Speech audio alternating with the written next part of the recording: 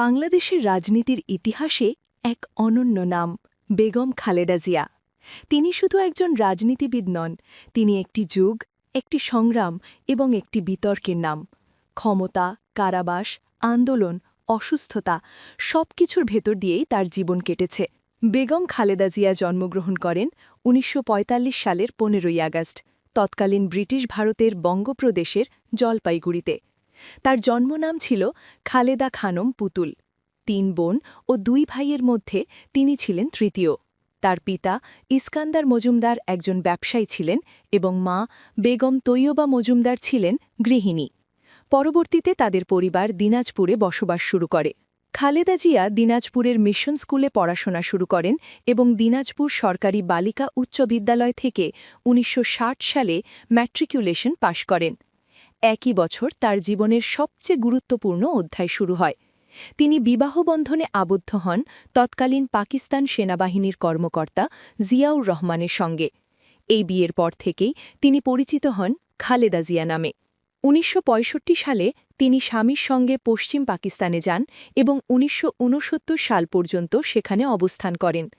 পরে ঢাকায় ফিরে আসেন এবং জিয়াউর রহমানের কর্মস্থলের কারণে চট্টগ্রাম সহ বিভিন্ন স্থানে বসবাস করেন।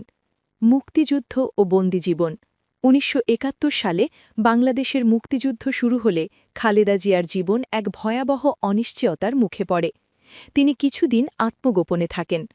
পাকিস্তানি সেনাবাহিনী তার অবস্থান জেনে গেলে তিনি এক বাড়ি থেকে আরেক বাড়িতে পালিয়ে বেড়াতে বাধ্য হন।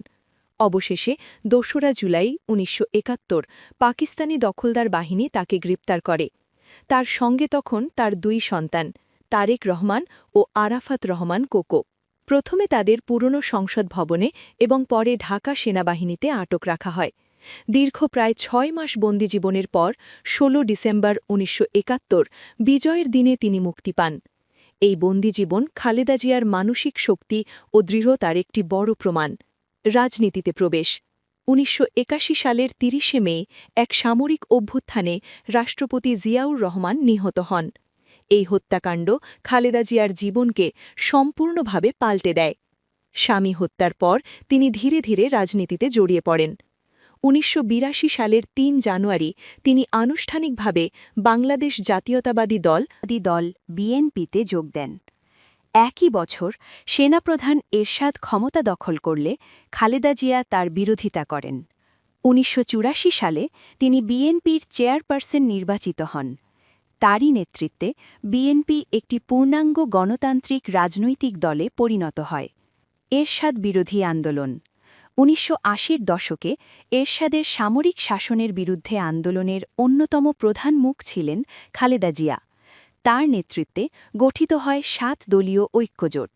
তিনি এরশাদ হটাও আন্দোলনের ডাক দেন। দীর্ঘ ৮ বছর আন্দোলনের পর অবশেষে সামরিক শাসনের পতন ঘটে। প্রথম নারী প্রধানমন্ত্রী ১৯৯১ সালের ২৭ ফেব্রুয়ারি জাতীয় সংসদ নির্বাচনে বিএনপি সংখ্যাগরিষ্ঠতা লাভ করে। এর ফলাফল খালেদা জিয়া হন বাংলাদেশের প্রথম নারী প্রধানমন্ত্রী এবং বেনজির ভুট্টোর পর মুসলিম বিশ্বের দ্বিতীয় নারী প্রধানমন্ত্রী। তিনি সংসদীয় গণতন্ত্র পুনঃপ্রতিষ্ঠা করেন, যা বাংলাদেশের রাজনৈতিক ইতিহাসে একটি বড় অর্জন। প্রধানমন্ত্রিত্বের ৩ মে খালেদা জিয়া মোট ৩ দফায় প্রধানমন্ত্রী হিসেবে দায়িত্ব পালন করেন। ১৯৯১ থেকে ৯৬, ১৯৯৬ স্বল্পমেয়াদী সরকার, ২০০১ থেকে ২০০৬। ২০০১ সালের নির্বাচনে তার নেতৃত্বে ৪ দলীয় ঐক্যজোট বিপুল ভোটে জয়ী হয়। তবে এই সময়ে তার সরকারের বিরুদ্ধে দুর্নীতির অভিযোগ ওঠে এবং আন্তর্জাতিকভাবে বাংলাদেশ দুর্নীতির সূচকে নিচের দিকে অবস্থান করে। তবুও ২০০৪ সালে ফোর্বস ম্যাগাজিনে তিনি বিশ্বের ১৪তম ক্ষমতাধর নারী হিসেবে তালিকাভুক্ত হন। কারাবাস, মামলা ও গৃহবন্দিত্ব ২০০৭ সালে সেনা সমর্থিত তত্ত্বাবধায়ক সরকারের সময় খালেদা জিয়া ও তার ২ পুত্রের বিরুদ্ধে দুর্নীতির মামলা হয়। ২০১৮ সালে জিয়া অরফ্যানেজ ট্রাস্ট ও জিয়া চ্যারিটেবল ট্রাস্ট মামলায় তাকে কারাদণ্ড দেওয়া হয়। দীর্ঘদিন কারাবাসের পর ২০২০ সালে তাকে মানবিক কারণে গৃহবন্দী করে মুক্তি দেওয়া হয়। মুক্তি ও শেষ সময় 2024 সালে তিনি দুর্নীতি মামলা থেকে খালাস পান।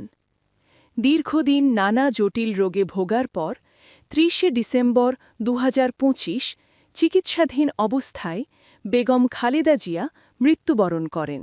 বেগম খালেদা জিয়া একজন বিতর্কিত নেতা, একজন শক্ত নারী এবং